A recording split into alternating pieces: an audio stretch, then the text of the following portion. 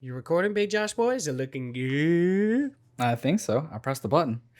That's all I do. Yeah? And then we go. My work here is done. You're like, I hope it's looking good. I mean, I don't know. I guess we'll find out slowly over time. I don't know. My hair's I'll coming be back. editing and I'll be like, it's looking like dog shit, dude. Nah, man, my hair's coming back. It's looking good. Like I said, I'm getting that tiny swoosh now. I think it looks good, dude. Getting the tiny swoosh. It'll be So there. is it like every time you cut your hair, you slowly wait for it to like grow For it to just be- enough to have this swoosh? Yeah, the swoosh. And then when it gets too long, I cut it and we do it all over again. That's the circle of hair. I don't know, but this time, usually I cut it all the time because I'd hate managing it, and I would always cut it down real short, and I'd be like, fuck it, we're done. And I was like fine with that look. But then I started getting the swoosh more often, and I was like, I really like how this looks. I really like this swoosh. I really like this swoosh. And then the last time I cut it, I was like, fuck, I don't like this anymore. So now I gotta have the swoosh. So I gotta find a way, because I cut with just a buzz. Like I just buzz the shit because it's just easy for me.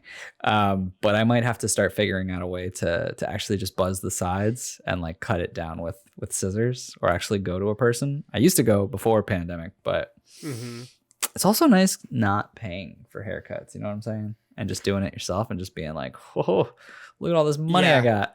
I truly can't wait for me to, go bald, so I can just I'll have a reason to not have to pay for haircuts and stuff. Just you say that, mean? but you're still gonna have to keep trimming it every day, and it's gonna become a nuisance because you don't want to have like weird little like fuzz in random areas, and then you're gonna have to start getting like products for your bald ass head because it's gonna get real fucked up, especially if it's just always out in the sun. Like just wear hats, big boy. Gotta hide the baldness somehow. You just wear a hat. It's a great disguise. You might be bald right now. Does he have hair? I don't know. No, I got some hair. See, he's got some hair. Oh, it's good. Oh, look at that. Look at that. We're good.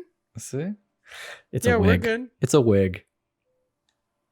It's a fucking ice cream truck outside my house. Oh, you gonna get some? Go on. Okay, we got time. No. We got time. We haven't started yet. It's not a real like ice cream truck. Okay, this sounds weird. What does that mean? What is it, like a I know FBI for spy? a fact who it is, and this is some weird shit. Okay, so the person who owned my house before refuses apparently to change their fucking mail. So they continually come by our house and ask if we have their mail. Which is like, I wouldn't have a problem with it if they didn't dig through our mailbox before they asked us every time. Which, from what I understand and have been told by multiple people, it's illegal. It's illegal. It's very illegal. Bro just keeps doing it. And he drives an ice cream truck, so that's how I know it's him. Is that he's outside my house with his fucking ice cream truck. And I'm like, what the fuck? That's I'm super not going to weird. come out and give you your mail and shit. It's also so annoying because they left so much stuff behind in the house that you're just like, it's like, if you keep coming back for this mail. Yeah. Like, I feel like I don't need to do you a solid and hold on to this mail because you really gave us a fucked up house. You know what I mean? Like, fuck that. Did not give a shit about it. And it's, I feel somewhat bad. And it's like, now it's like an omen of destruction here in this fucking ice cream truck. Yeah. Wow. I'm just like, that's a shame. You're really the guy's ruining ice cream for you. I know, dude. Oh. It's like, I didn't even like ice cream that much in general, like in the beginning. And now you're just like fucking ruining my life. I love it. I had a we milkshake talked about this yesterday. last week too. Oh, so good. I had a milkshake and I was like, this is so fucking good. And then I immediately got the shits and I was like, oh. Yeah, I mean, that's the fun thing is like 95% sure that everyone is lactose intolerant. Oh, like we are not supposed to consume milk. There's no reason you should be consuming that much dairy when it comes to like a milkshake. It's like 3 giant scoops of ice cream and then a ton of milk. And it's like, this shouldn't be going in my body, but like, tastes too good. You know what I was like? Come on, I'm gonna fucking check it. I'm starting to think that like, you know how there's like big pharma and everything? I'm starting to think there was like big milk, but like not right now, but like way, way back in the day. And they like incepted into our minds the like milk makes strong bones thing. Oh yeah. They did. They're just pushing that. Like we definitely, we're not supposed to drink milk at a certain, like most animals, like, they drink milk and then they're like, okay, good. Now go back to water. Like, that's what you get. You don't need that milk anymore. We just we continue to do milk. Yeah, we're just the rest of our lives. I mean, the funny thing is we don't even it's not even like we just drink milk or anything like that. We change it up. We're like, we'll make cheese, we'll make yogurt, we'll make fucking all sorts of crazy shit with this milk. Like And you know God's up there like chilling in heaven or whatever if they exist, and they're just like, what are you doing? What are you doing with that milk? Why are you doing that? Stop that. They're like, quit. Just fucking drink it, you bitch. Stop touching the titties. Leave them alone. Yeah. Maybe that's the thing. It's like a titty fascination. It's like an oral fixation. It's a titty fascination, you know? Maybe that's what it's all about. I get it. So, I got to tell you something. And I thought about doing this before we recorded, but I figured it would be funny. All right. So my wife and I, she watches this YouTuber who lives in Florida, and she's like currently looking for a house. And it got us like on this thing where we were just like, oh, you know who lives in Florida? Josh lives in Florida. I wonder what his house looks like. And you gave us your address because you sent us something for our wedding. So my wife Googled your address, and we were like looking at your house, and I was like, oh, that's where he records. And we were like totally just being fucking like stalking you. And I was like, how crazy would it be if we just showed up at his house one day? I mean, as far as you know, I still live in your attic. That's true. That's true. Like, I'm just like chilling up here. Yeah. You've done really well with the place. It looks nice up there. I should come up. It's a little spooky. I mean, I should pop up there. We should hang out sometime. We should hang out sometime. I'd be confused, but I wouldn't be too mad if you just popped in. We got the space. I guess it's okay. Yeah. Honestly, like ever since I was a kid, did you ever want to like live in the rafters of like a grocery store or something like that? There was this one episode of Arthur where DW like has this like daydream that she lives inside the ceiling of like a mall or a department store, and she like comes down on like a rope and like steals shit all the time. Ever since, like, it's been, like, not necessarily a dream, because I don't actually want it, but it was always just this daydream. Like, what if I lived up there? Yeah. Like, what's up? And then there's, of course, like, the, like, Walmart, and, like, all they don't actually have these ceilings anymore, so it's just, like, a bunch of different, like, you can see me up there. Yeah. I would just be, like, me chilling on a beam, and I'm just, like, I'm gonna get tired and die eventually, you know? Like, it's gonna happen. It's too much. It's too much. Hello and welcome to Indie Pod, an indie games podcast, your weekly source for all the indie game news you need to know. This week we will be bringing you sort of 3 news stories. It's a little weird, you know, as per usual. And of course we're gonna hop into news, Cram, news stuff, God bless the crowd, and your listener questions. But before we do any of that, I would like to introduce myself, Vaughn Hyde, alongside my illustrious co-host, the biggest of average Josh Boys. How you doing today, Big Josh Boy? I'm doing well. I've been building IKEA shit all day, so I'm ready to not do that. I'm actually kind of terrified to like now that you brought up some of the IKEA shit where they're like they don't drill the holes for you sometimes and shit like that. I'm like, I don't think I ever want to buy anything from IKEA. Like I love Allen wrench furniture. I think it's so fun to build just because it's kind of weird and like the instructions are always really uncomfortable. Like it was like when I was talking to you about building my PC and you're like, it's high stakes Legos. And it's like, my anxiety's a little bit too high for that. So instead, let's just goose it down a bit. And that's like Allen wrench furniture. Yeah, where it's like, if I destroy this bookcase, affects my life in no way. Yeah. But funny enough, my PC, if I just fucking static electricity, my motherboard, everything's dead. And I just want to die. You know, so nerve-wracking. Funny enough, IKEA is known for their Allen wrench furniture. Like that's their thing. And both the bookshelf right behind me was an IKEA thing, and the 2 nightstands that I'm building right now, nothing, no Allen wrench, nothing. It's just like, nope, gotta have your screwdriver and your hammer and just fucking get to work. But they have like, I don't know, man. They have these weird things where it's like, this is not like there's no way this is the optimal way to build this nightstand. There's like these weird ass rubber ass fucking nails that they're like giving me randomly, as opposed to, I don't know, they've got like 15 types of nails and they're like, here's all these different ones that make no sense and we're going to give you all the kind of nails that you could possibly use, and like here, use different, I don't know. It's Dude, that weird. Always freaks me out that you always like, anytime you build this kind of furniture, you always have an excessive amount of shit left over. And you're just like, normally this is not a good thing, but I don't understand. Like, what are these used for? Yeah. Like, you'll have like 6 bolts. No idea what they do. I'm like, was I supposed to use them?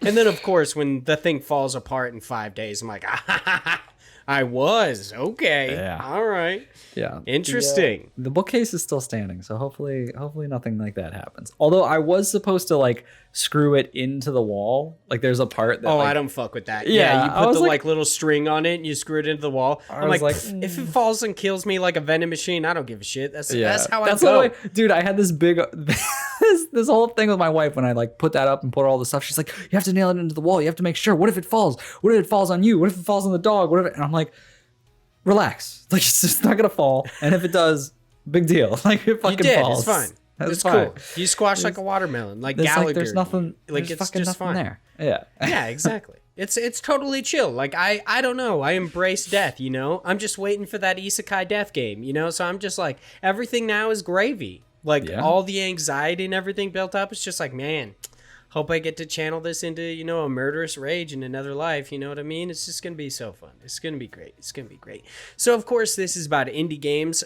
Get through a little bit of housekeeping before we talk about what we've been playing. And I don't know why I did this because we have actually been playing things. It's just a little bit weird. So please check out our Koza Games developer interview going live this Wednesday. And of course, I always forget to actually look at the date. It's the 9th of June. So check this one out, the 9th of June. Of course, that goes live one day after for patrons, 2 days before for plebes. And they are talking about their game Circuits and Shields, which is kind of interesting. So last week's developer interview, and this is a little bit of an aside, is that it was actually like I titled it publisher interview because you chatted with like the publisher and I was like, oh, okay. But I also have no idea who the developer is. Like I looked it up once, like I looked it up and I included it. And then the publisher contacted me. Yeah. And they were just like, that's not actually like they don't work on the game anymore. And I was just like, okay, I guess not having a developer on Steam was on purpose. Like, I don't know. I just thought it was like on accident or some weird shit. There you go. Please check out the Koza Games developer interview going live on Wednesday, the 9th. And just check out all of our developer interviews that go live each week. Josh works pretty hard on them and they're really interesting. So be sure to do so. Please check out the IndiePod store right now. We've got t-shirts and stickers, soon to be more over on Teespring. Check out our YouTube channel. It's just IndiePod over on YouTube. You can watch these episodes on video, which I made like a new background and stuff for it, and I think it looks kind of cool. So please check it out over on YouTube. Leave us reviews on any sorts of service in which you could do so. Specifically, iTunes helps us out a bunch in the algorithm. You know, I feel like I'm starting to go Joey from Friends, where I'm starting to use quotes that don't actually mean anything. You know, it's like just using them incorrectly randomly throughout a sentence. You know, it's fine. It's fun stuff. It's fine. It's fun stuff. And lastly, thank you to all of our amazing patrons at the $3 tier or higher. But of course, I just have to say thank you to anybody who gives us any amount of money. You're amazing. I love you. But we've got John. Just John. That's it. We'll see Mixamatosis, aka Mix, Zach Durham, Chase Hopkins, Phil Prince, the Wombat of Australia, Chris Penwell, always drinking tea, Josh Nichols, aka Active Josh, and Sam Fillion from Canada. Thank you all so much for being patrons. You're all so amazing. And Big Josh Boy, let's talk about what we've been playing. So you have been playing nothing really, just more Biomutant, and quick shout out to Little Ghost Demo. So Big Josh. Here's the thing. When I was looking at this docket, we had nothing filled out, and I was like, "Fuck, we have to talk about something because otherwise this episode's gonna go too quick."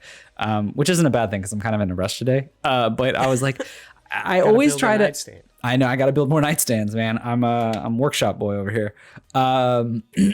I always try to have at least something, and this week kind of just flew by. And it was like last night I was looking over the doc, and I was like, all right, I got to fill out what I've been playing, and I was like, fuck, I haven't been playing anything new. I've been playing a ton of games.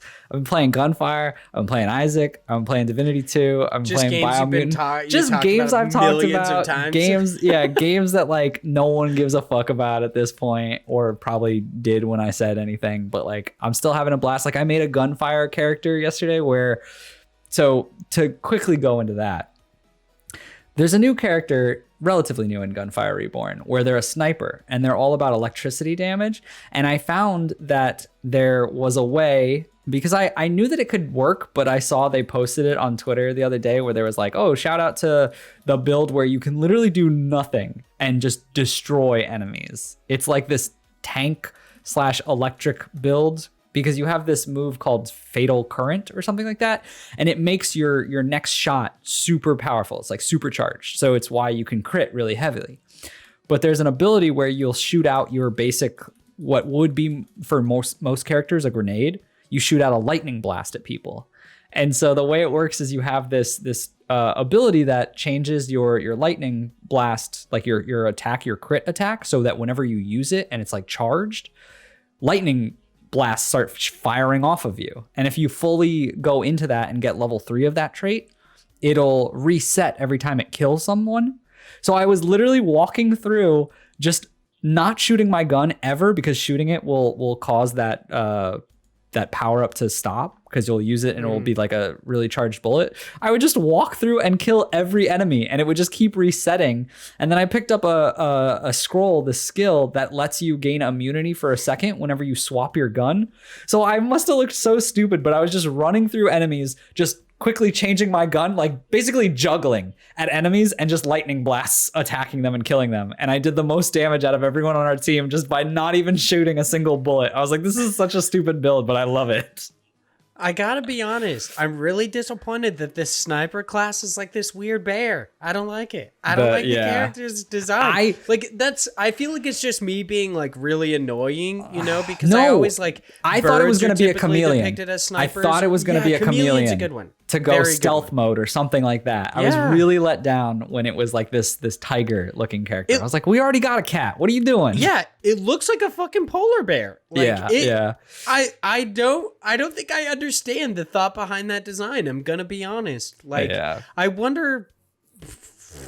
I don't know. It's just weird to me. I don't know. But I'm super excited because the new Gunfire update, which is like another boss, another character, changes to the skills are coming soon because it's for their summer patch. So I, for the most part, haven't been playing it, but I tried it that one time just to play the build, and I was like, this is so fun. I've been playing more Biomutant. Biomutant is great. It's still the same. There's too many Haba Babas. There's too many, just random repetition of shit. But like, it's still fun.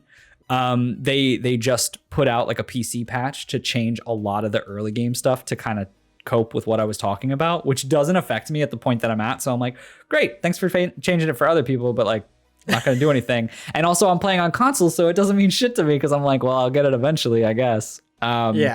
But they changed it, so now one of my biggest things was the Haba Babas, you get those, and then you get the narrator speaking to you. So you'd have to like wait for them to go through that and then wait for the guy to talk. So they made it so you can literally like just cut that shit out and just have it just the narrator. And I'm like, that's perfect. Nice. Stop this fucking shit. Yeah, so they streamlined a lot of those things. So I'm like, okay, that's really good. Like that definitely improves the quality of just like not wasting people's time. So I'm still excited. I haven't like fully dived into it though, because I'm kind of waiting for that patch to come to the console so I can kind of just like have a little bit more of those quality of life things. Are you playing this on your Series X? Series X, yeah. Oh, okay. Which it runs super nice. Like the world, everything, like it looks great. It's just there's little things. How the game was built. Yeah, it's just there's little things about the way the game works that I'm just like, I don't like you. But I'm still enjoying it, still playing it. And then I just wanted to give a quick shout out to Little Ghost. It's this demo that, so once again, every Thursday I try to play like demos on my stream. And I tried this game, Little Ghost. Dude, it's so cool. Like it's very much, it's just like a weird ass platformer, but the world is super trippy. I don't think it's the best for like a streaming, like some parts of it are, some parts aren't, like streaming type of game, but it's really cool because the way it works, you're this tiny ghost that's just in this, like it's like cardboard cut, not really cardboard cutout, but it's just the weirdest fucking, like the background is just all these like weird paintings or just these it looks weird, like a collage. Yeah, it's like a collage of just weird ass shit. And so you're just traveling through this weird world and you're like collecting MP3s, which are just tracks that you can then listen to while you're playing the game and exploring that world. And there's other things like there's boss fights and things like that they say are coming later, but you'd get to like a certain part and it would be like, no boss fights in the demo, so just take your item. But next time when you play this game, I'll beat you up or something like that. You're like, yeah, okay. But it's just this platformer that it's challenging in certain ways. Other ways it's like, you know, it's just a fun little game. It's got a mature rating to it because it says the word plus 2D Metroidvania. It just says the word fuck a couple of times. Like there's nothing other than I know it's too much. Which whatever, it's fine. But it wasn't excessive either. So I was like, I don't even know that it's 17 plus. I mean, I don't know what's coming out later, but they also have, those MP3s. They have both music, which was really cool. One of the music is very trippy. It's very like there's like jazzy, there's very like indie type music, and I was like really digging a lot of them. And then they have just like half of the tracks are podcasts. And it's like these fake podcasts of like weird, just people talking about weird shit. And I was like, this is very much very, Grand Theft Auto of like the radio stations that you would get. And like, I really dug it, but I didn't want to listen to the podcast because I'm like, it's fucking weird if I'm streaming and then also listening to a podcast that people are watching me play this game on. I was like, I don't know if that's the right environment. I'd love for somebody to hop in there like, are you listening to a podcast? And you're like, in the game? In the game, yes. But it was also really like, it was so weird because it's, when you're streaming, there's always that little bit of anxiety of like, am I doing something that I shouldn't be doing? Right. Where you're always like, am I in the right channel of Discord or am I just, or am fucking I not always, in any? dude. Yeah. There's always this little thing in the back of my head. Like I'm doing something I shouldn't be. And every time a podcast would come up, cause they're in like a rotation, every time a podcast would come up and someone would start talking to me, I'd be like, oh fuck, am I in a Discord channel? Like every fucking time it would fucking scare me. And I'd have to be like, oh no, it's the game. Okay. All right. We're good. Yeah.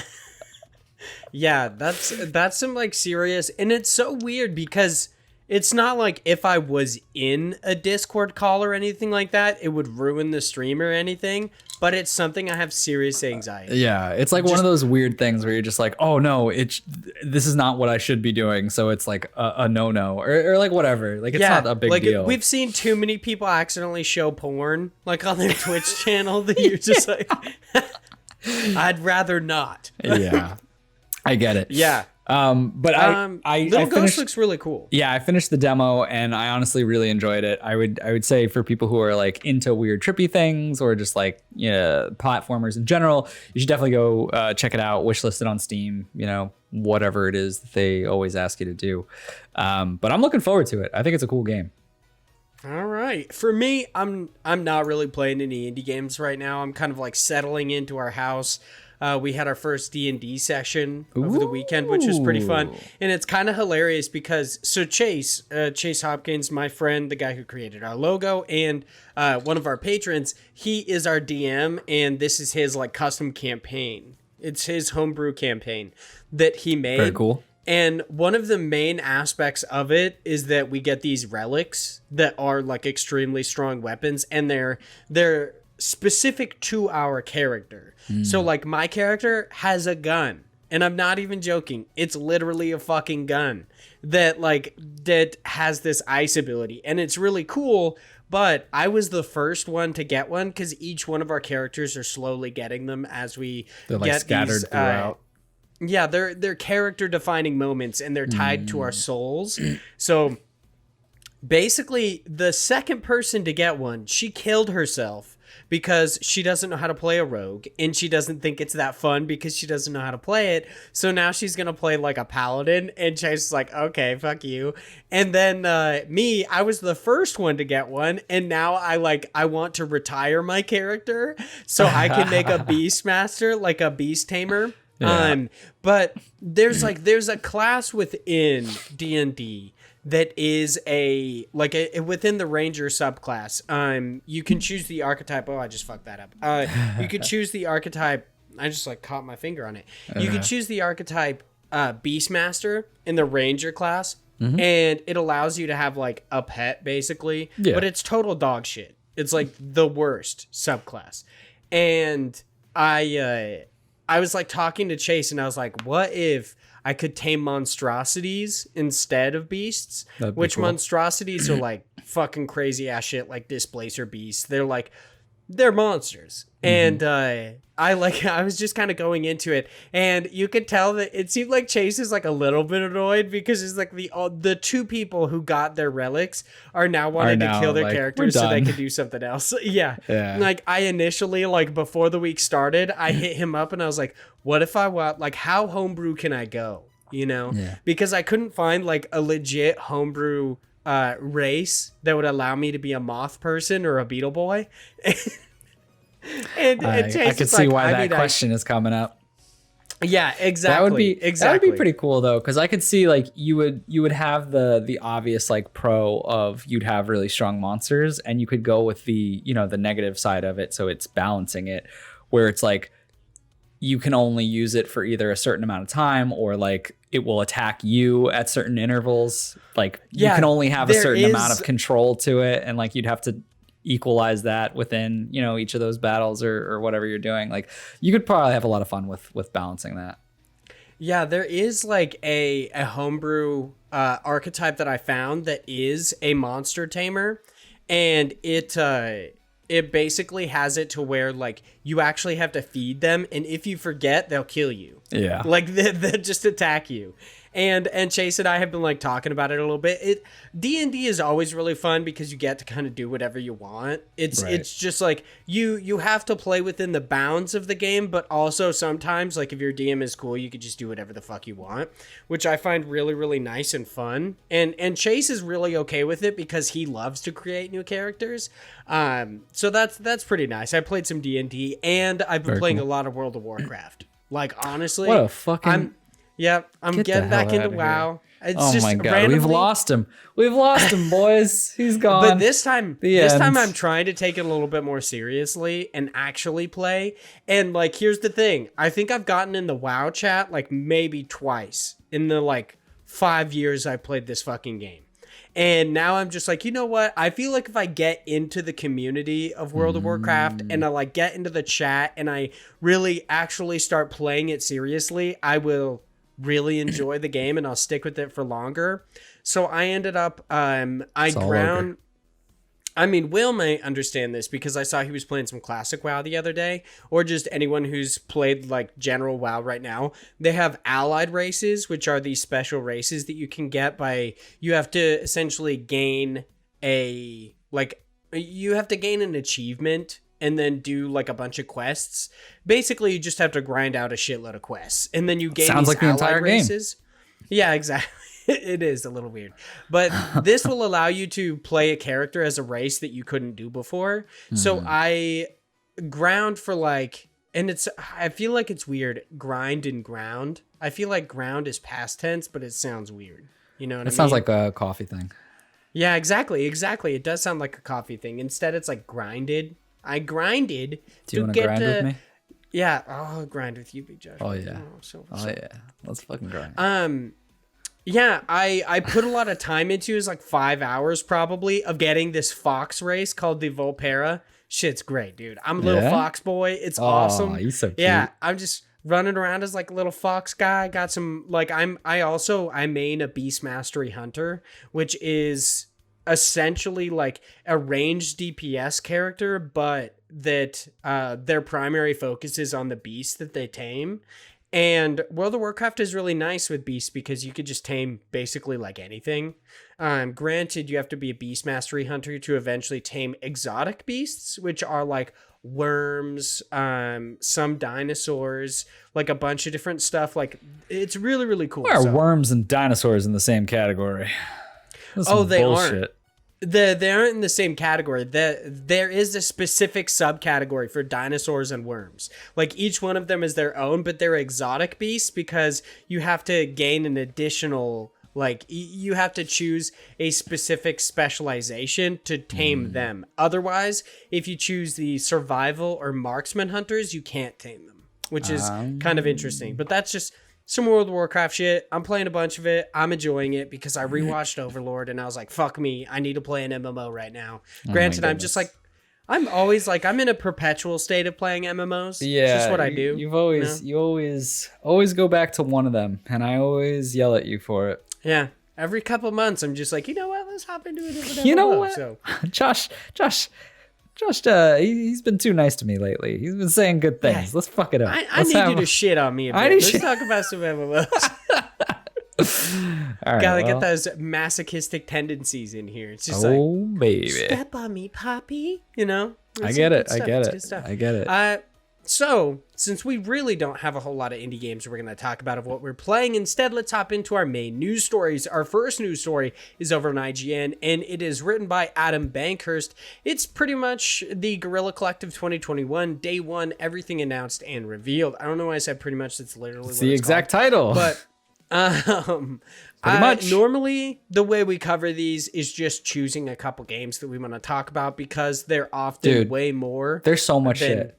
Especially we have to handle like and this also, and the next one. There's not actually a lot of new announcements or anything. Dude, it's just like gameplay trailers and stuff, which is totally cool. I love seeing gameplay trailers to see more of games that I'm excited about. But also, there's not really any news coming out of these. Like, I think this does not bode well for E3. That one, it seems like all of the news is actually coming before. Like E3, as far as I know, hasn't even begun yet, or maybe by the time you're listening to this, it has. But like, it's already been announced that like God of War Ragnarok is being delayed to 2022, but also coming on a bunch of different consoles. PlayStation was never going to be a part of E3, so I don't think that's like a big deal. But typically they do it around the same time, like EA Play and stuff like that. Like they always aren't part of E3, but they do things around E3. Yeah. It's just so weird that like it seems like all of the news that's supposed to be at E3 is getting leaked and or coming out a week or two before E3 comes out. And it's so funny to me. We're getting the same thing that we got last year, which is like June and possibly July is just going to be a floodgate of look at all these games. Here we go. Yeah, it won't even be games news. It's just like look at games. Yeah, it's just look at games. This is what I wanted to talk about for both this one and the next, the Indie Expo thing that we're going to talk about in a second. A lot of this is like, did you remember these games? And you're like, the fuck? This is already out. Like, what are you talking about? And it's like, some of them, there's nothing new. It's just like, it's a game. And you're like, they're coming exists. to Google Stadia. Or like that, yeah. Which, granted, like, that's a thing. But some of these, I feel like, are just like, this game exists. Don't forget about it. Which, granted, cool. But it's really confusing when sprinkled in with like one or two new games. Because you're like, what are you promoting here? Like, what is happening? It's very strange. Granted, some of these games look really cool. And I'm very excited for. So, you know, not to take anything away or not to take anything away from any game, but it is super confusing when I don't know what these events are really trying to promote. Like, is it just like yay games? Honestly, it kind of seems like they're having events just to have them. Which I don't think is a good idea because it's slowly like it is conditioning people into thinking that press conferences and like showcases and stuff, they won't mean anything. That they they don't. They're like, oh, why tune in? Why watch? It doesn't mean anything. Like, there's not going to be any actual news. And then, everyone's going to be pissed that like, oh, you always shit on our stuff because you say there's never any news, but we finally have news, and it's just like, You're basically I guess they're kind of like setting themselves up for disappointment. Like people won't take your shit seriously because there's never news.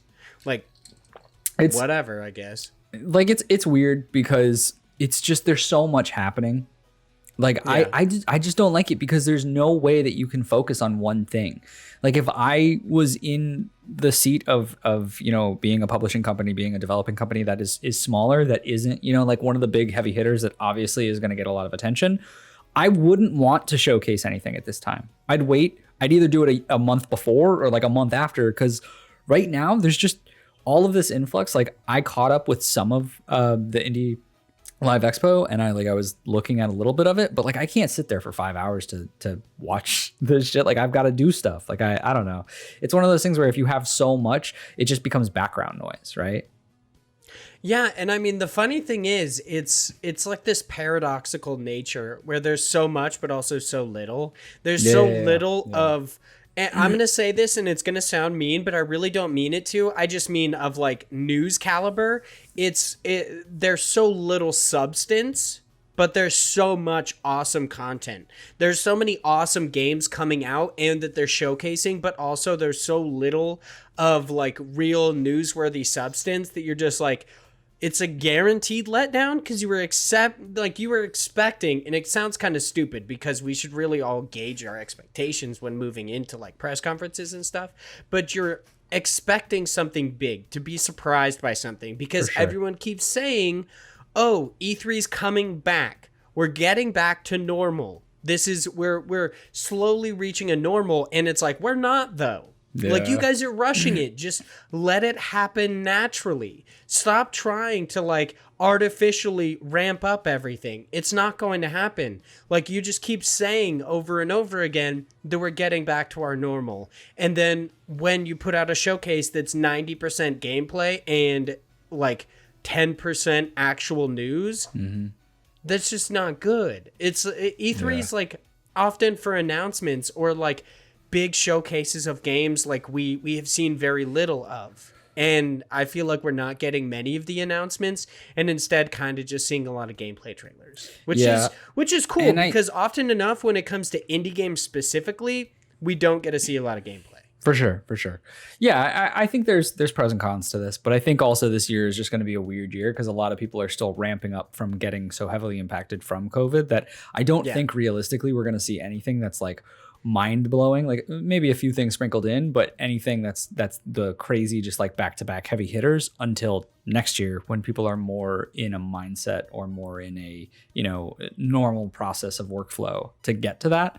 So in light of all of that, I'm not as like, oh, this is terrible. Like, nothing is terrible in this case, but it just is one of those, like, I don't know, there's just so much. But let's talk about like our hand-picked things to not just shit all over it a little bit and just talk about the games. Like, there's 3 specific for me that I was super into. Aeon Drive looks really cool. It's this almost like a speed run game where you have 30 seconds. Like, I suppose it's levels. It's interesting.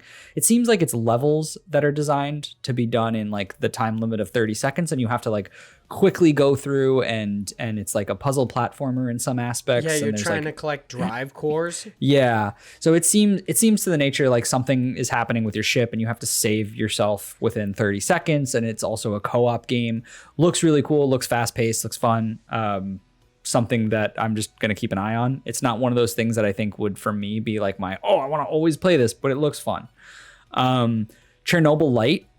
This is like my kind of shit. Like, that one looks spooky. Spooky. Okay, so spooky as hell, but not only just spooky, it's like real psychological, like fucked up kind of stuff. And it just looks so interesting. It's basically a fictional setting of like the Chernobyl kind of like aspect of, a radiation site, place where a nuclear bomb, blah, blah, blah. And so it's, I don't know. I don't know much about it other than it reminds me a lot of like a older school BioShock, but with even creepier themes to it, like very System Shocky. So if that's kind of where they're going with this, like, sign me the fuck up. And then it reminds me a lot of like I mean, it comes up a lot, and it's kind of like a buzzword that a lot of people use now, but the Lovecraftian feels. So it reminds me a lot of like Sinking City or Call of Cthulhu. You know what I mean? But it also seems like it's not necessarily meant to invoke the Lovecraft side of things, but just that kind of dreary, like extra dimensional nature. And I think that is really cool. Yeah, exactly. And then the last one is Ruby, the Wayward Mira. I actually backed it on Kickstarter. Oh shit! This looks dope, dude. It's very much, in a lot of ways, it's very much just a Metroidvania, but it kind of harps on the fact that there's like multiple play styles and endings that you can get, which I think is super interesting, especially in a Metroidvania. And it honestly reminds me of just a more hardcore like Shantae in a lot of ways. So I'm definitely interested in those. And then I think like for a runner up, as far as one that I'm just like, I don't think I will enjoy, but I really liked how fucking weird it is that Tamarinito's Freaking Diner or Freaking Dinner. They didn't show the gameplay trailer in this article, but if you watch the gameplay trailer, it is the weirdest thing. It is like very like auto-tuned. There's this guy's head in a TV and he's just like Jacob, this is like the weirdest thing, dude. No gameplay in it. It's just a trailer of him being like, it will come soon. You will play it. And I was like, okay. And then I watched a pre-alpha footage of it. And honestly, the gameplay kind of made me sick because it was like really weird the way you could position the camera. But you're like a pizza delivery guy in like a weird mutated like 3D horror Halloween / worlds, but it's like goofy looking at the same time. And I was like, this is something that maybe I'd like, but I don't know yet. All right, sounds pretty interesting. So for me, just scrolling through here, I guess if I had to pick like 3 games, I mean, one that I've been interested in for a while is, I don't know exactly how you're meant to say it. I mean, it's axolotl, but it's like AK axolotl, yeah, I guess. I think so. I think it looks awesome. It reminds me a lot of Nuclear Throne, and Nuclear Throne is like one of my favorite roguelites, so I very much enjoy it. Well, I guess Nuclear Throne might be a roguelike because it doesn't actually have progression. You unlock characters, but it's not, you don't have a consistent progression. I don't know. Who Definitions cares? are garbage. Yeah, it's the English language is fucking stupid. But Axolotl looks really, really good. Plus, it's just a creature that I think is fucking cute as hell. So, like, what's up, dude? Let's talk about Axolotls. Do other languages use the same genres? Like, if we were speaking French, would we be like, parlez-vous, roguelike? Or like, I don't know. That was a really bad accent. I would assume so. I mean, I would assume so because they are words that are specific to the game industry. Right? Yeah, that's why I was like, because when I don't know why it just made me think of that when you were like, the English language is dumb, and I was like, is it English language? But aren't all languages dumb? Yeah, but aren't all like, yeah, I don't know. It's all made up bullshit. Who cares? Yeah. Yeah, I don't know if you would know this, but I guess Sam from Canada, if he knows French, let us know. Yeah, there are some people that actually know multiple languages. You know, I'm not bilingual. I don't know shit, dude. I took 3 years of French. I don't know shit. I mean, see, they didn't teach you roguelike in French class. See, that's the thing. Like, I should have anticipated my love of video games. I know Spanish, but I wouldn't know video game genres in Spanish. Like, why would you learn that? I don't know. Seems weird. No, it's a good point. It's a good point. I mean, there are things like that though, where they're like basically within languages, they'll get to a word that doesn't actually. It doesn't seem like they have that word within their language. Like it's just not part of it. So instead, they'll just say it. And I do actually find that really interesting. I think it's so interesting too, because my my wife and her family will do that all the time when they're speaking fluent Spanish. They're going blah blah blah, blah however they're talking, because sometimes it's way too fast for me to pick up sometimes. But then they'll hit like Walmart. Like it'll totally derail their sentence, and I'm like, one I know. Yeah, like, I've been talking about Walmart. Talking about context clues, baby. All right. One of the other games that I think looks really cool is, and it's not something I knew about, which, I mean, we shit on. We're really not trying to be overly negative about these. The thing I was trying to get to is that I feel like developers right now are kind of putting undue pressure on themselves to put together these great showcases and to kind of like speed through to make an E3 like a big E3 moment, and I don't think they need to. I don't think anybody is expecting that of you right now. I mean, I am, but feel free to take your time. No. You know what I mean? You're big like, news. fucking hurry up. Fucking big news right now, baby. Look, I want Hollow Knight Silk Song. That marketing person was wrong. It's all a ploy, baby. Another game that I thought looked really cool is Elderand. And I had no idea about it beforehand.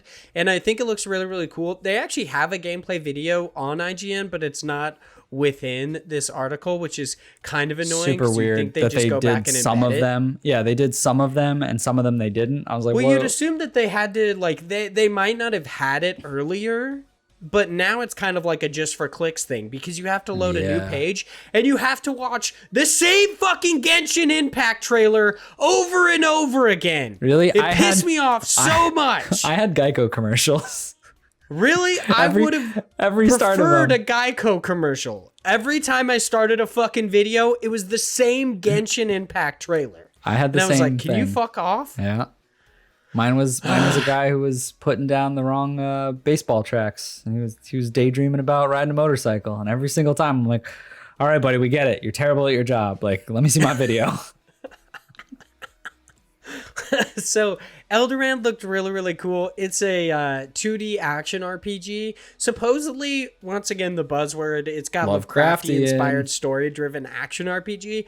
I think it looks really, really cool. It reminds me in very, very small ways. I mean, the actual like background and pixel art of it reminds me of a Blasphemous or of Death's Gambit in a lot of ways. Yeah. It also like vaguely reminds me of something like Chasm.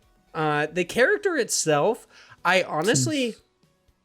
don't adore the character model because you can seemingly change it up, and it seems to be just boilerplate enough to where like you can add in your own elements to make your character your own. But it reminds me very similarly of like Rogue Legacy, where all the characters look alike, they just wear a different hat. Or like early Flash games where you would just make your guy have a different head. Yep. That's what this character model reminds me of. But still, I'm interested in it. It looks cool. It's supposed to have like skill-based combat, which I'm not good at video games, but for some reason I do like those games. I know. It goes into that masochist part of it. You just you love being upset with yourself. Dude. You know? I don't like the characters because they're faceless. And I get that is kind of creepy. Yeah. I get why they do it in some cases because one, it's easier to do and it's easier to make it. So all of these features are you just change a head or change the hair, right? And it doesn't matter, like they all match properly. Yeah. Or you could be saying that it's to kind of make them nameless characters because you don't have any attachment to one specific person. Like if you think of this game, there's no like main character look to it. But it's the same reason why it just becomes washed out of like, there is no main character. There's no protagonist in this game. You don't get attached with it. It's the same thing I talked about with Dragon Quest XI, where you're like this nameless guy who says nothing. And it's easy because you get to role play as this person and put your position in their shoes, whatever, blah, blah, blah. But it just becomes you being this nameless nobody. And it's like... Yeah, you don't get to experience their story. You're supposed to be kind of telling your own, but also you're like... But you get no way to tell it. So I'm not a Japanese schoolboy, you know? You could be, though. Come on, baby. If only. You already talked about Ruby, which we covered in God Bless the Crowd a really long time ago, and I ended up backing it on Kickstarter, and I'm really excited about it. Yeah. Oh, my dumbass doesn't even remember that. Wow.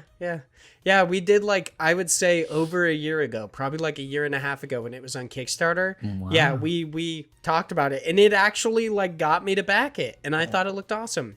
The last game that I want to talk about would be Omno. I think looks amazing. Yeah. I've been following Omno for a really long time, ever since the developer started sharing shit on Twitter, just of their alpha builds and stuff like that. I've always thought it looked really, really cool. And the staff surfing looks, I don't know why, but just looks really intriguing to me. I just like that ability. So I think it's really fun. That would be pretty much all of the games that I would like to call it. Obviously, there are a lot of really, really cool ones that are within this. So please head over to IGN, check out this article, and see what they brought you at the Guerrilla Collective Day 1.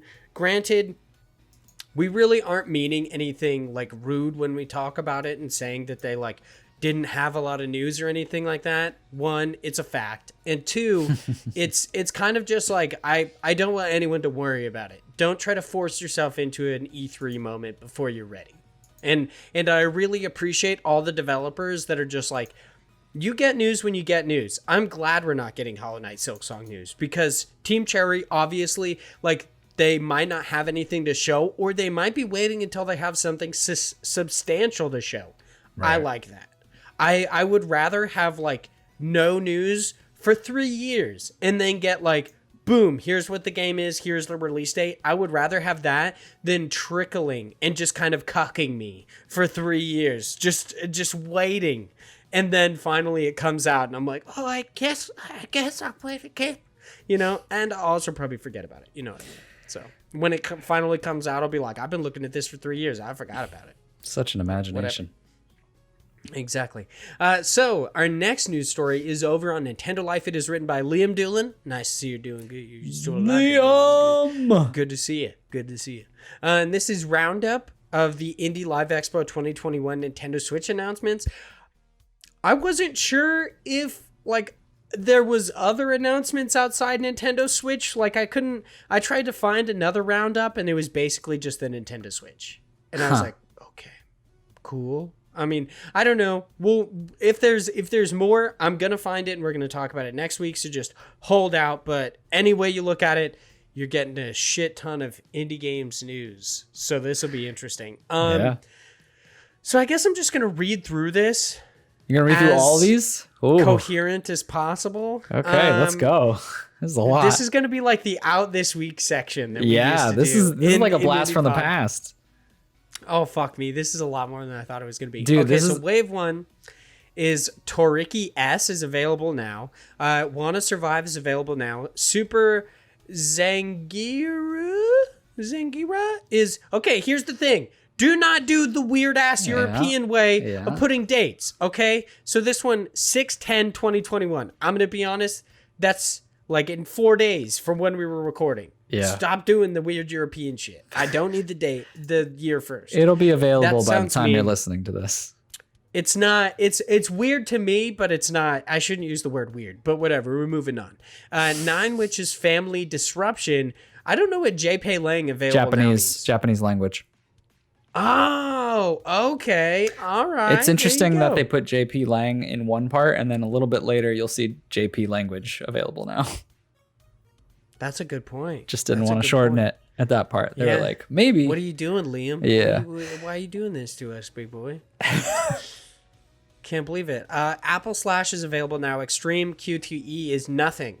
It's just there.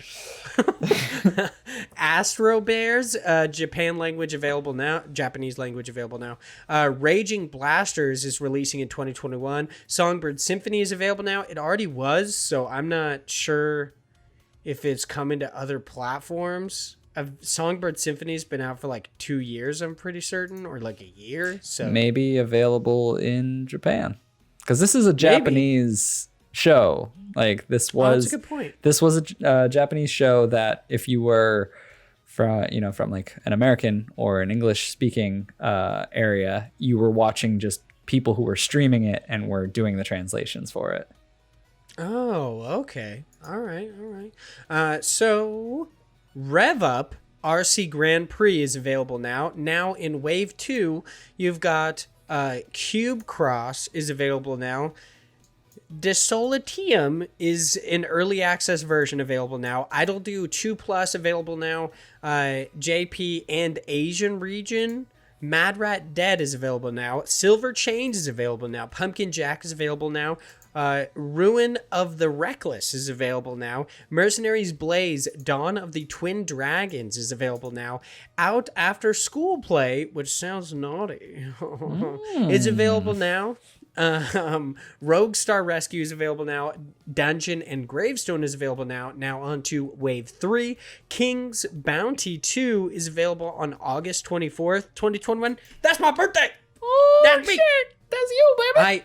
You ever have those things where you're like, I don't know what year I'm turning, you know? Like I can't remember if I'll be 26 or 27 this year. If I didn't have like a memorable it was great.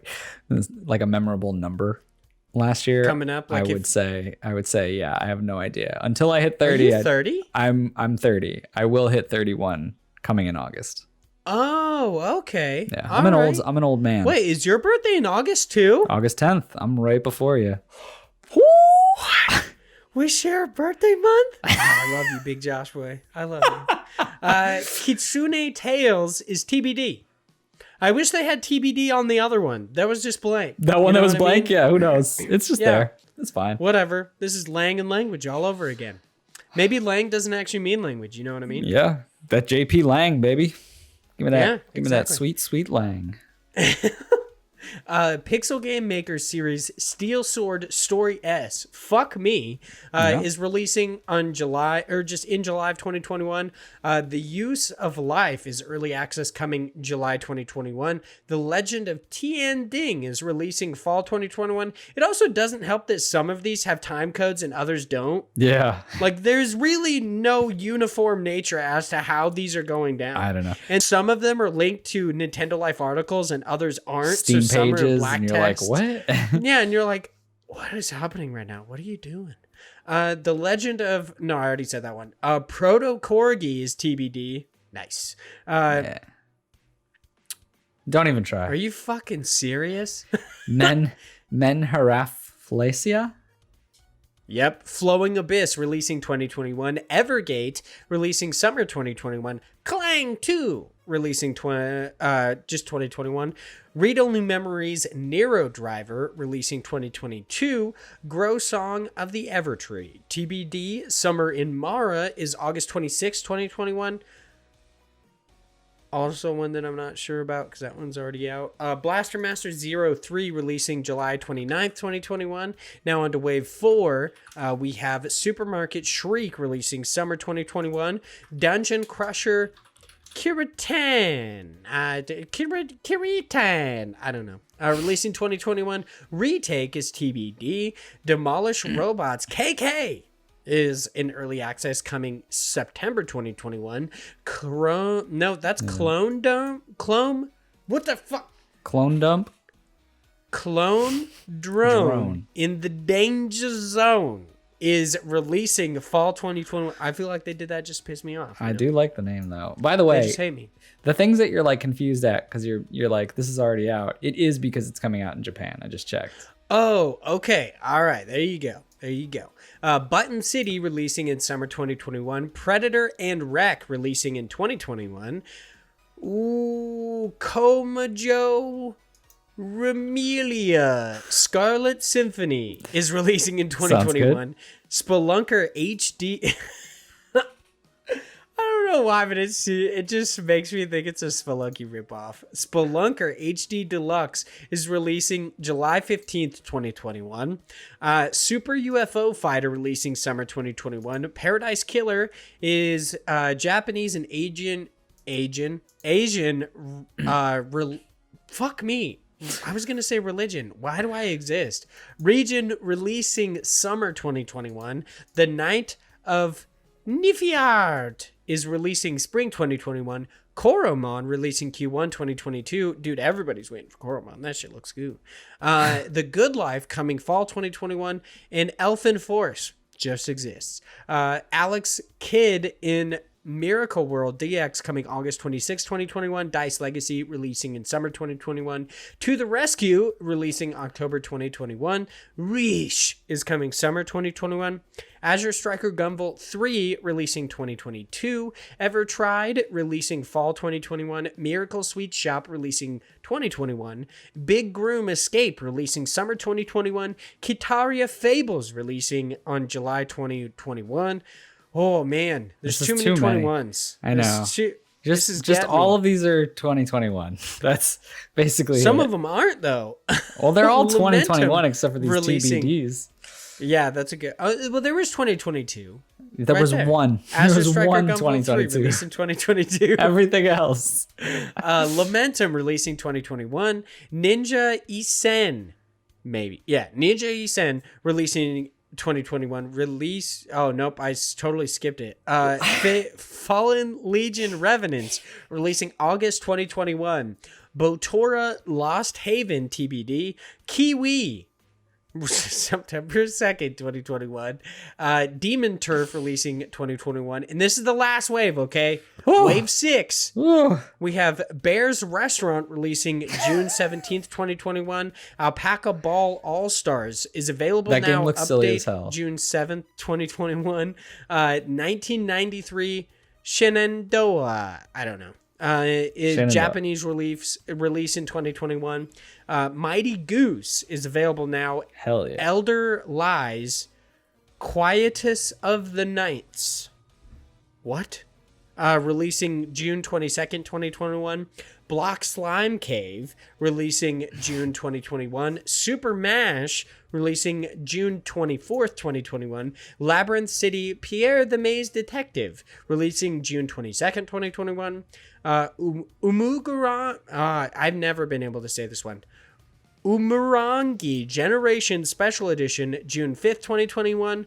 Dark Blood Reborn, June 2022. Bleep Bloop is getting the JP and Asian region releases, Japan 2021.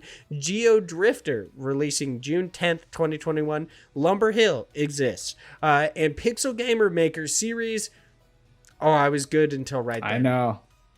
Booty Gun Galaxy Storm releasing June 2021. Thank God it's over. That's all the shit in the Indie Live Expo 2021. At least all the Nintendo things. If I have to do this again next year, I'll just next week. I'm just gonna. You'll just see. None of this fucking shit. I mean? You're dead. Just dead. You're dead. None of this shit. Not again. I just see the list. You'll I don't know how, but the virtual camera will pop up when we're ready to record. It's just me dead. I feel like, oh, perfect. We're ready. Yeah, let's. Jesus, that was way too many.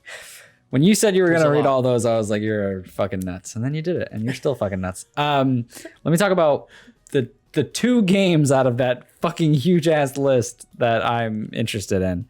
The first one is the one that you really had trouble with. Well, granted, you had trouble with a lot of them, but all of them, dude. I just have a trouble with words.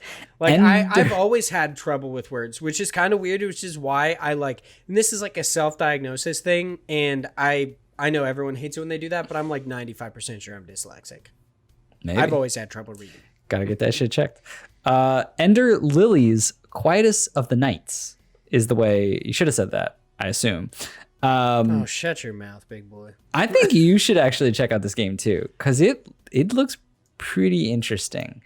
It's actually on my Steam wish list. See, there you go. You just can't say it, but it looks dope as hell. It reminds me, it's like a Metroidvania. It'd be cool. I know you're really struggling today. It reminds me of a Metroidvania with like Darkest Dungeon elements to it in some, I guess more just like the art style to it, and you have these companions that are like following you as you're like this little angel girl or something. I don't know what you are. Dude, you are all kinds of blurred. You are just really struggling. I'm having so many issues with focusing this camera right now. I'm telling you, man, you really got to just turn that autofocus shit off because it always screws up. I think you're good. I think you're good. Follow. Yeah, look at that. Look at that nice mug. Pisses me off, dude. Piss me. Turn it off. I look at it every time and I'm just like, oh, it's fine. Then I feel like every 4 episodes, there's just one where it's catastrophic. It refuses to focus on my face again. It fucking pisses me off.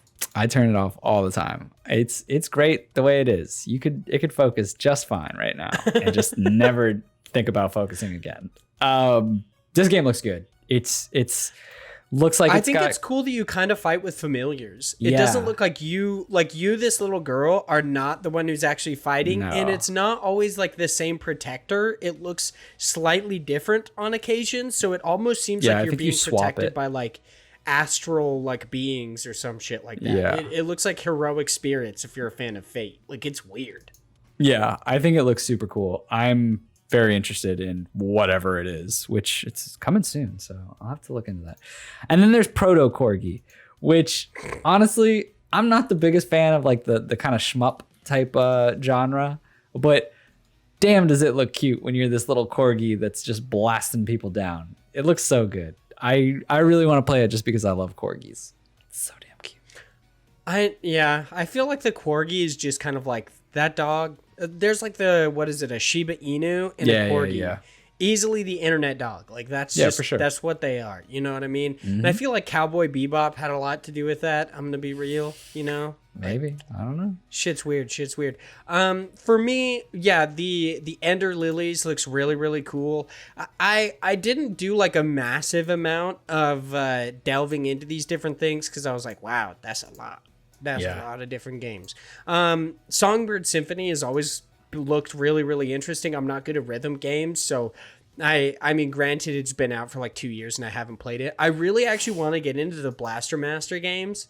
I think they look really interesting, and I've thought about buying them on Steam because they go on sale often. It's a lot. And lastly, the Azure Striker Gunvolt games. I have the collection on 3DS. Or no, I have it on Nintendo Switch. Right back there. I haven't played it. Games look cool, but this mofo. I haven't played it, She looks good.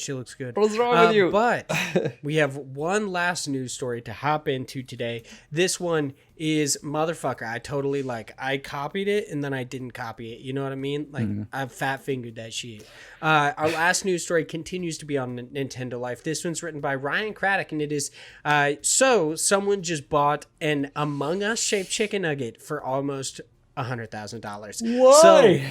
So we like video games. We like chicken. In fact, a combo of the two can make for a truly cracking night. I don't know what cracking is. I'm gonna be honest. What's up, Ryan? What's that?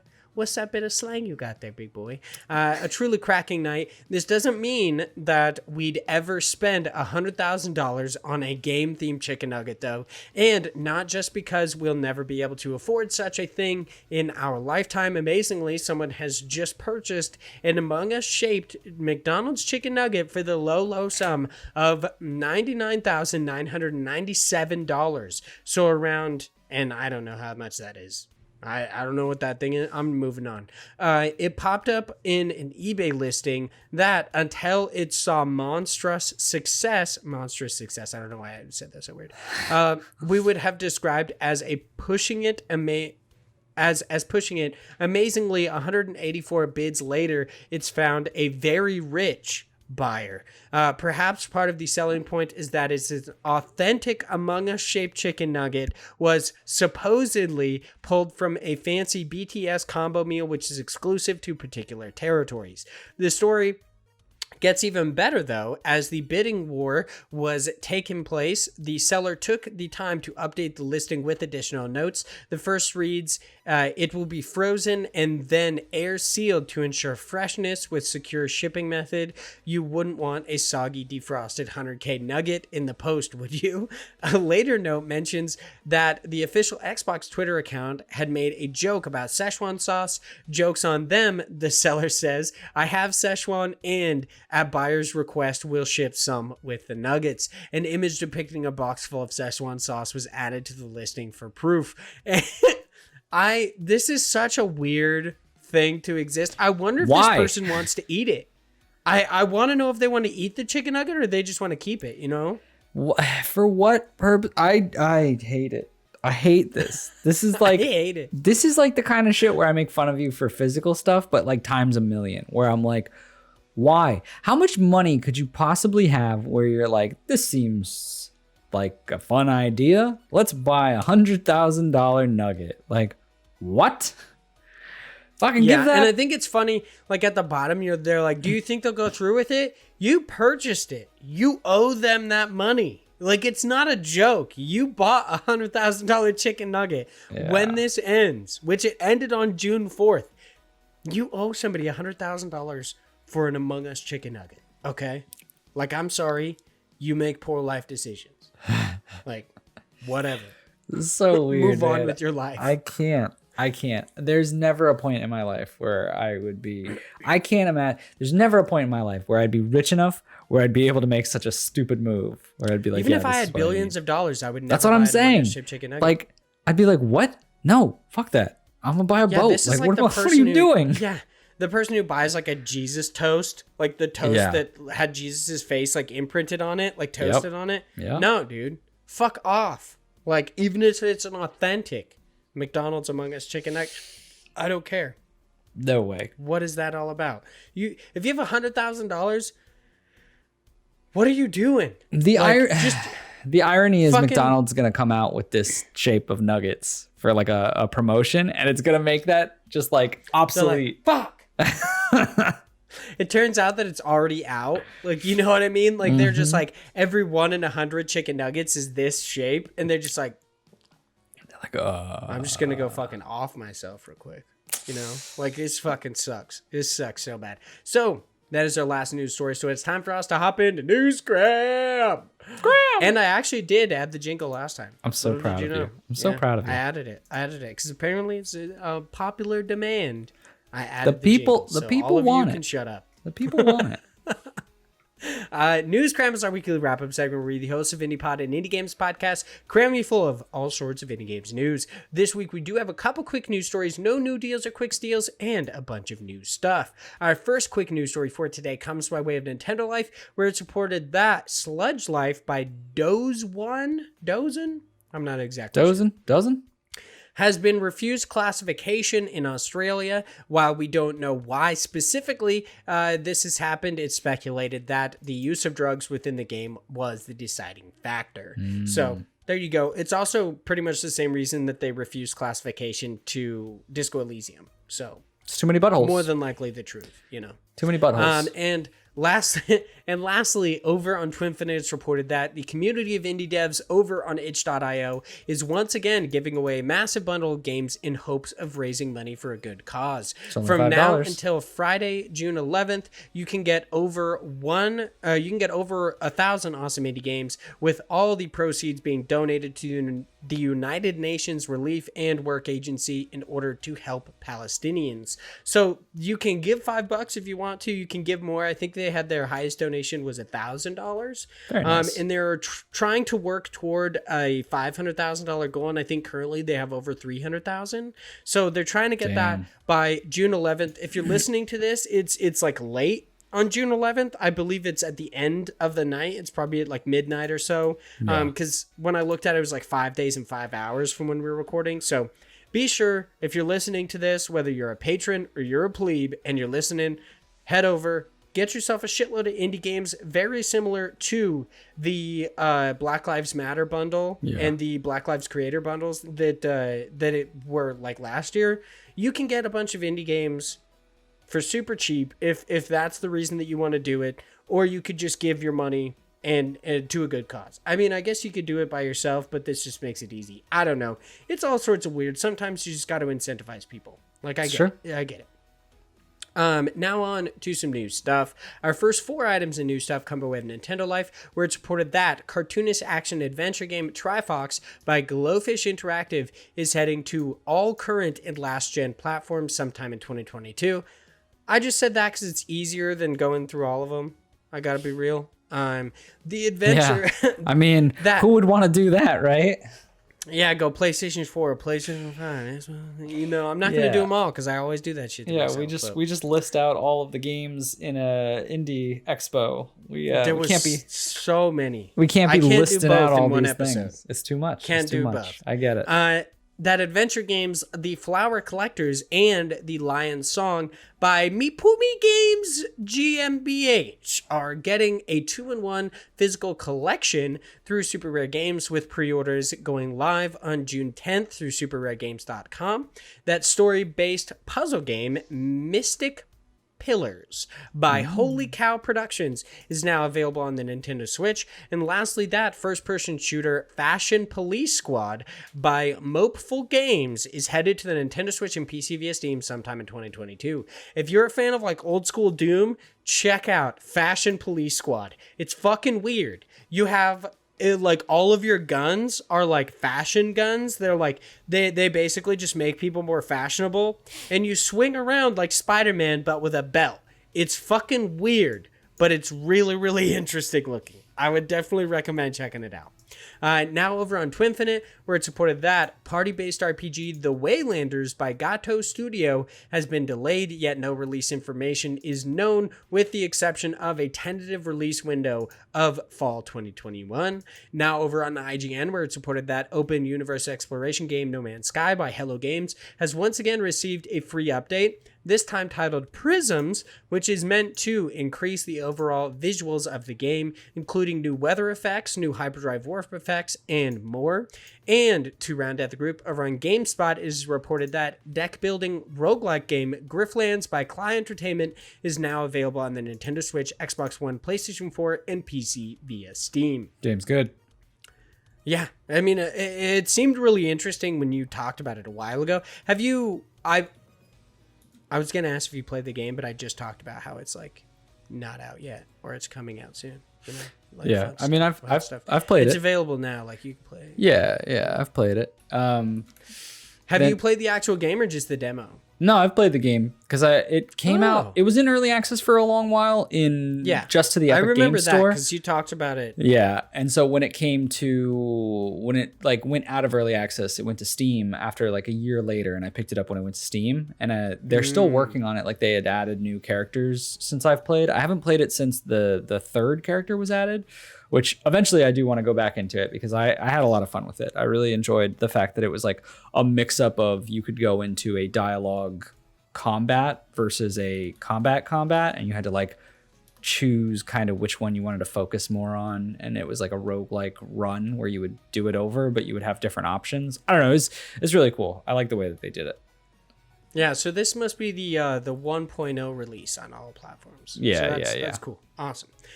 So we've been blessed with so many amazing indie game news stories that it's about time we get back to the creators in our next segment.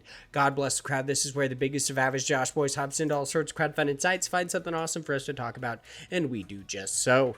Today, we are headed over to Kickstarter to talk about a game called...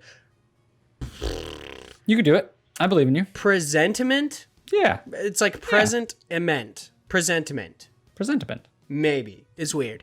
A fast-paced, surreal, and heartfelt RPG that challenges players to find confidence in a world of doubt. The developers are looking for $45,624. They currently have, at the time of this recording, $4,112 with 101 backers and 24 days left to go. The developer is Comet, and to get in on the ground floor and get a copy of the game, you gotta pay $16. $16. The game comes out September of 2023, or at least that's the estimated delivery.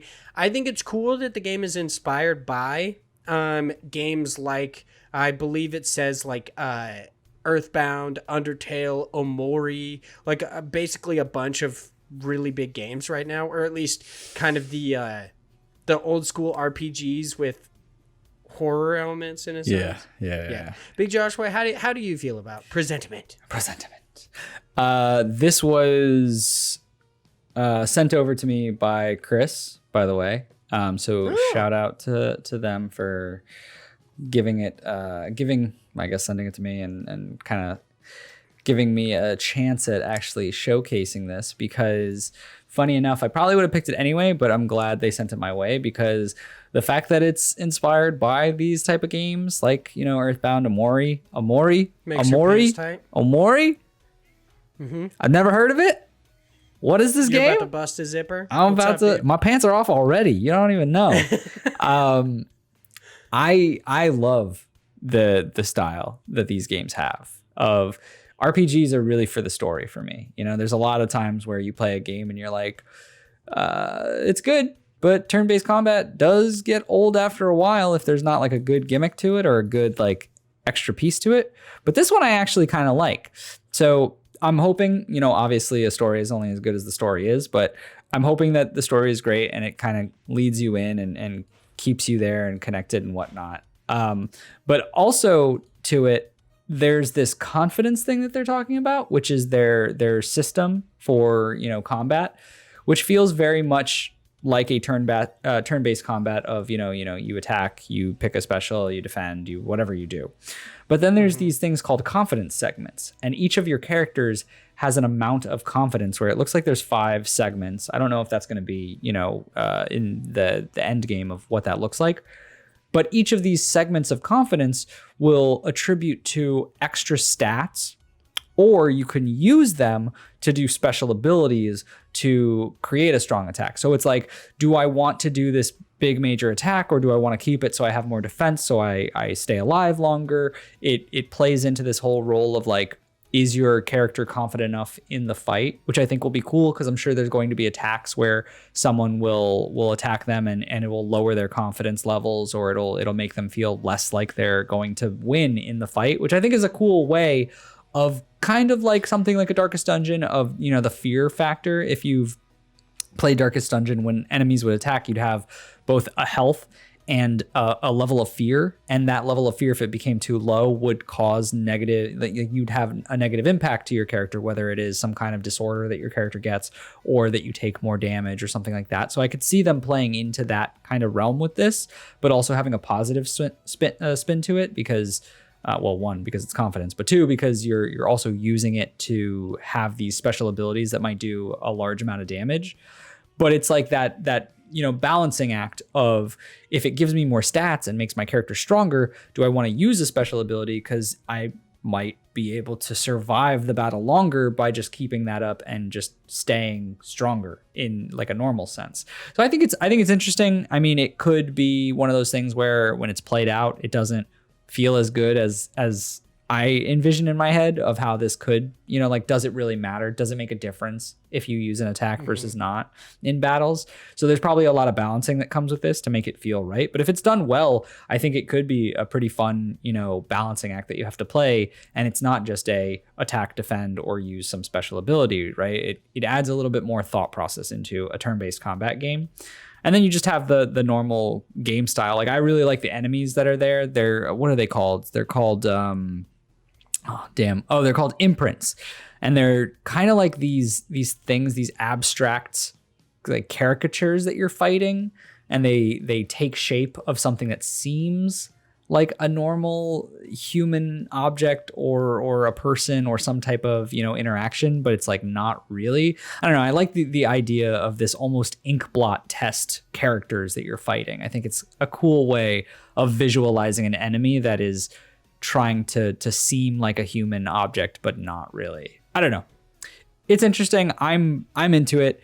I don't know if I'm going to officially back it. I'm still kind of on the fence, but it's one that is kind of struggling right now at the moment to gain like a really big backing, since it's got 24 days to go and it's only hit 4K out of the 45 that they're asking for. So I don't know that they're on the best track. So if people are into this kind of like the story heavy based RPG games, this might be a good one.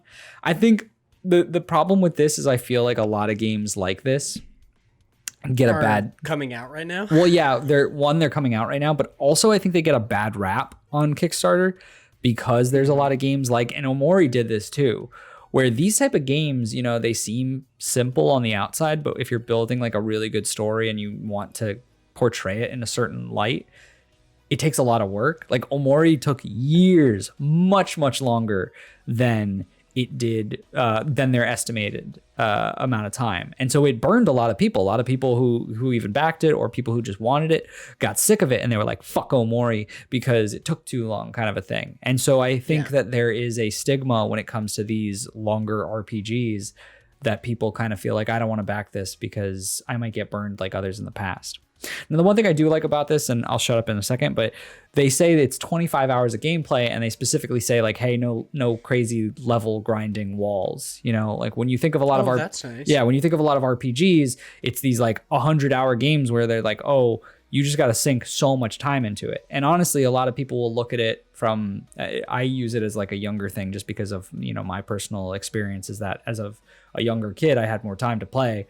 But now that I'm getting older, I definitely feel like when I see something like that of like it's only 25 hours, I'm like, okay, that's doable, right? Like if it's a big RPG story game, like I don't want it to be something where I'm like, all right, I got to find some time to really sink my teeth into this. So I don't know. I think it looks very interesting and has a lot of potential, but I don't know. What are your thoughts on it?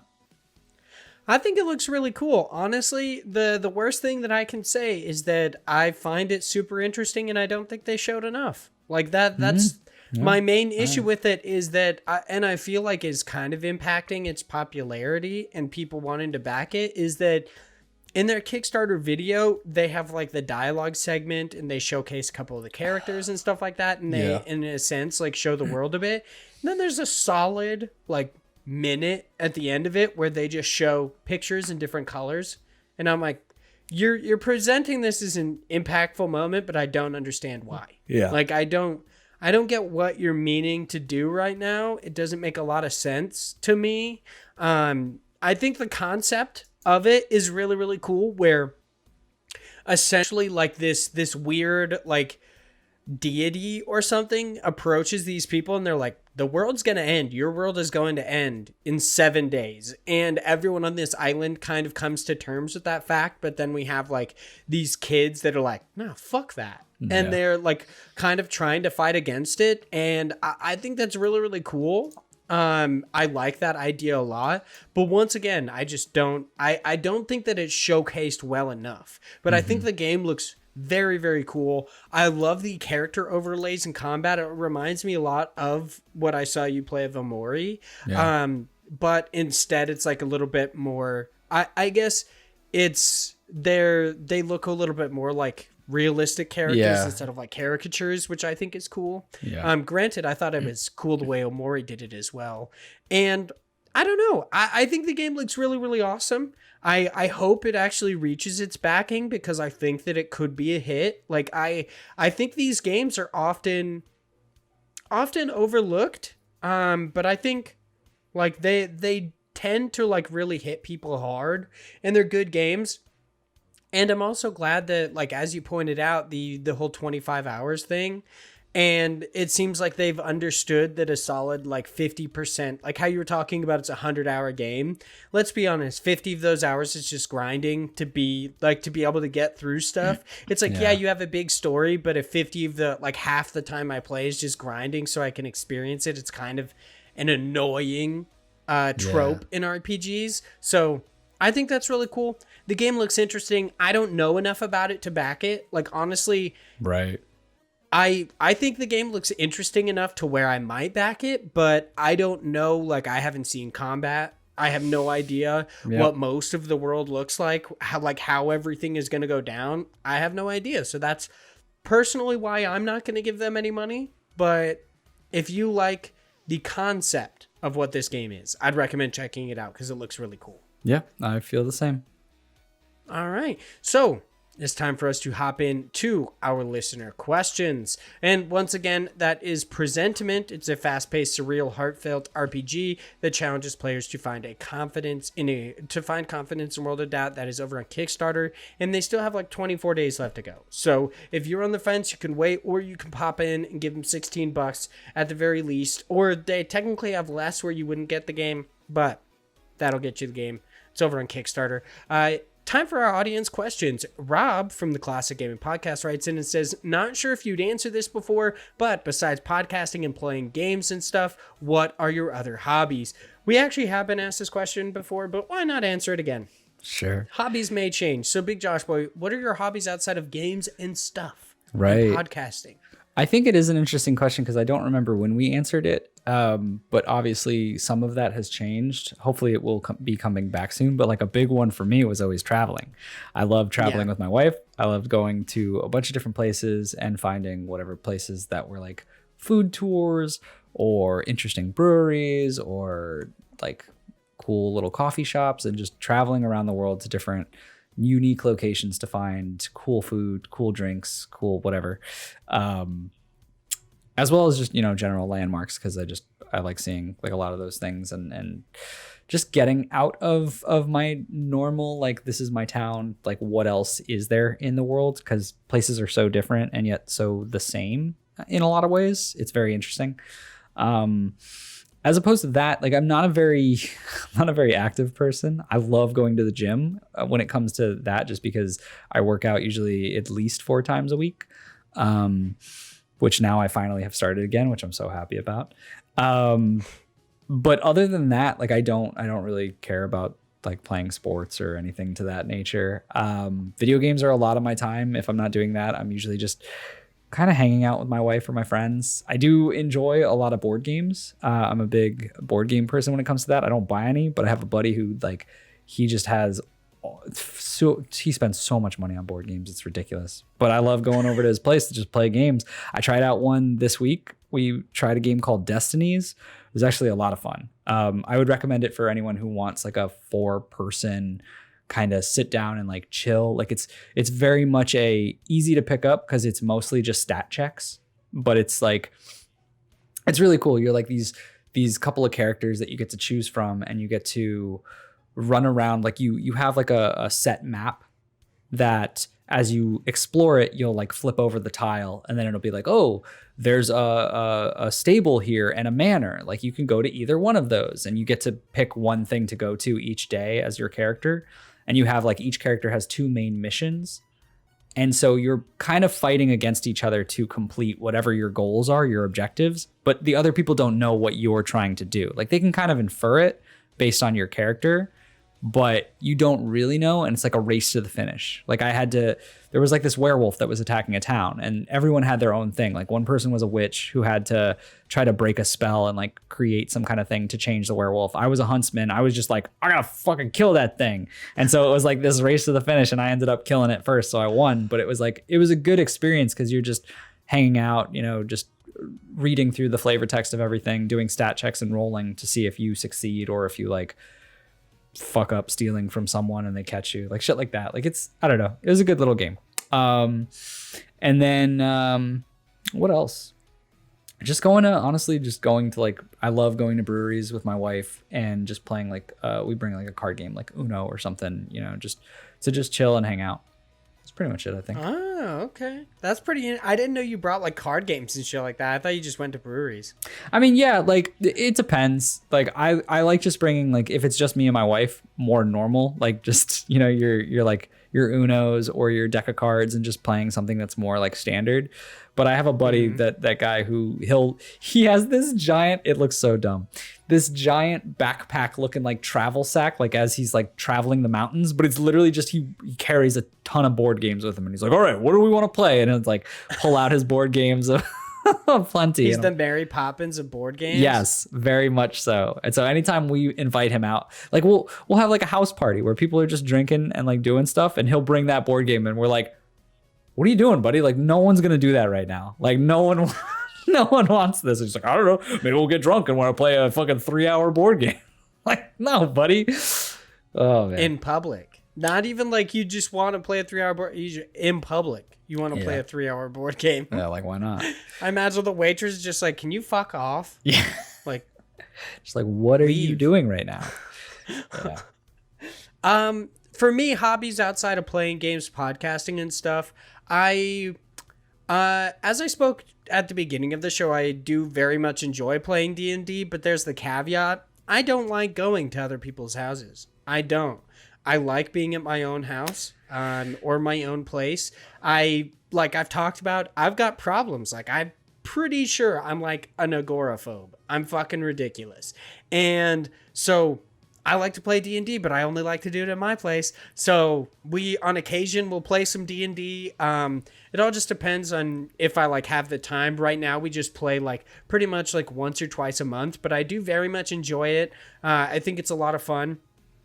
I also like to, I enjoy reading. I enjoy reading like comics or manga, novels, light novels, stuff like that. Typically fiction. I fuck with science fiction. I don't often read, like, a lot of people refuse to read fiction and stuff like that. Instead, they're like nonfiction readers. They like to read like biopics, or not biopics. They like to read like historical stuff, and I'm like, nah, I don't want to do that. Like, the closest I've gotten to that is I have multiple books about the Way of the Warrior, or Bushido, but that's just because I find samurais really interesting. Right.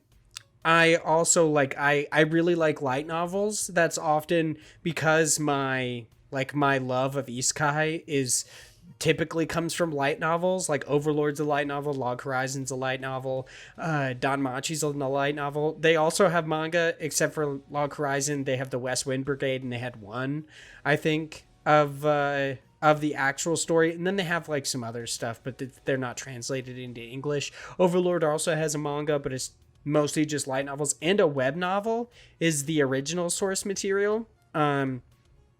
And yeah, Shield Hero is also light novel and manga. Is all good stuff. I love anime. Obviously, talked about it before. Got the Weeb hat. Loved that my wife bought it for me. I don't know. I like wasting my money on collectibles. Yeah, it's a big. I'm a big fan of that. I don't know. I like to just collect random stuff. I feel like that's for the most part why I love the Beast Mastery Hunter in World of Warcraft so much, is because I just collect pets. Like I just run around and like I'll find a rare looking, like literally I'm not even joking. Every time I make a new hunter in World of Warcraft, I wait until I'm like level 20 or 30. Now they changed they took down the level cap to 60. It was at like 110 or 120. They took it down to 60. And now there's level scaling in the world, which I'll say, if you're wanting to get into World of Warcraft, right now is a great time. It's more accessible than anything. Big Josh boy, you should play. You want to play some WoW? Big Josh? I will not. One of my best buddies really tried to. He loves WoW, and when WoW Classic was a thing, he tried so hard to get me to start with him, and I was like, yeah, I'm not doing this. Like, dude, Burning Crusades just came out. You can hop in. You can fight the Burning Legion. No. And I'm almost like, I'm like 80% sure it's not about venereal diseases or crabs. You know, like, I don't know what Illidan's up to. Maybe he's spreading the herp. You know what I mean? I'm not sure. So herpaderpin. But that's like every time I make a new hunter, I wait until like level 20 or 30 and I literally traverse the entire world, like go to a different continent in World of Warcraft so that I can get a pet, one pet. And it's because this one type of tiger only shows up in one place. And I go all the way over that because it's like this, it's a ghostly visage. So it's called the Ghost Saber Tiger and it only shows up in the Dark Shore. And so depending on if you're Alliance or Horde, it's a lot harder to get there. Alliance, it's way easier because you just have to take like 2 flights and you're there. And I'm pretty sure you spawn into the world with this flight path. So it's super easy. But if you're Horde, you have to like traverse the entire like Ashen Vale to get to Darkshore, and it's super annoying. But it's the only place that you can get this tiger. It's the only place. And you have to go to this random like dig site and find these tiger statues, these tiger figures. And eventually it will spawn and you can tame it. The only place. And after you tame it, it still looks like a ghost. I love it. I love it. I spent hours, not even joking, hours this week traversing just to get to there, to get this tiger. And then I was like, fuck yeah. Went back, just started questing again. I was like, hell yeah. I found a wolf too that was called the Mist Howler that doesn't, it's not necessarily special in itself. Like it has the same character model as a couple of other wolves, but it retains its name after you catch it. So now that means I can't change its name, which kind of sucks, but I like catching like unique creatures. They're not necessarily unique, but they are. They're rare creatures that only spawn into the world every now and then. And so like I tamed the Mist Howler. I tamed like, I think his name is Scalebeard. It's a gigantic turtle. So it's just fun stuff. I like to collect things. It's fun to me. But yeah, that's a lot of, I don't know, my hobbies is collecting random shit and then realizing that it means nothing to me and collecting something else. You know what I mean? Good stuff. Sounds about right. So Chase writes in and says, and this is just a question for me, Vaughn, what is it with your obsession with moss and beetles, specifically humanoid versions? I mean, one, moth waifus, fuck yeah. Like, it's a horny boy. You know what I mean? But also I don't know why I like beetles and moths so much. I don't get it. I feel like a lot of it came from like enjoying Metabots when I was a kid, and a lot of their characters are based off like different beetles. And then there's of course like there's nurses and there's like cobras and shit like that and centaurs, but I always loved like Rokusho and Metabee are both based on like Hercules. I believe that Metabee or Rokusho is based on the Hercules beetle. And then there's like, I don't know, Pokemon always got me into like the beetles and bug types. So I always loved Butterfree, but then they came with like Heracross and stuff like that. I don't know. I've just always loved beetles and moths. And then Hollow Knight came out and it kind of accentuated that. And, you know, just thick moth waifus in Neo. Just good stuff. I don't know, dude. It's good stuff. Yeah, I don't exactly know why. I just think they're awesome. It's just something that I have been drawn towards. Plus, like, I don't know, Cocytus and Overlord is really fucking cool. So you gotta love the Beetle Boy. I don't know. Just a thing. I don't get it. I was born loving them Beatles. So that is the end of this episode. Thanks everyone so much for listening. If you would like to chat with us outside the show, you could do so in a bunch of different ways. Be sure to follow us at IndiePod over on Twitter for notifications of when our developer interviews or normal episodes go live.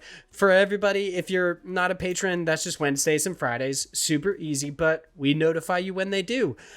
We used to do giveaways. Maybe we'll do them again eventually. I don't know. I hated that there were so many bot accounts, and even when you say no bot accounts, people still do it. It's fucking annoying. I hate it. So maybe we'll do those eventually again. I have no idea. But the big part is indie games news, just in general, but also the stuff that might not be able to share to you on the show if you listen on free feeds. Patrons, they don't have to worry about it. I make sure of that. But if you listen on free feeds, we share some like indie games news and new deals and quick steals that may end by the time that the episode goes live. So be sure to follow us at IndiePod. You can check me out, Vaughn, at Hyde Legion. That's HYDELEGION over on Twitter for all of my dumb anime bullshit or just any of the other stuff I do. Specifically, bullshit. I also stream on the weekends at twitch.tv/Hyde Legion. I play Souls. Dude, they pissed me off. Seriously, I was in the middle of a work day. I work from home. My internet gone. Yeah, just gone. I get it.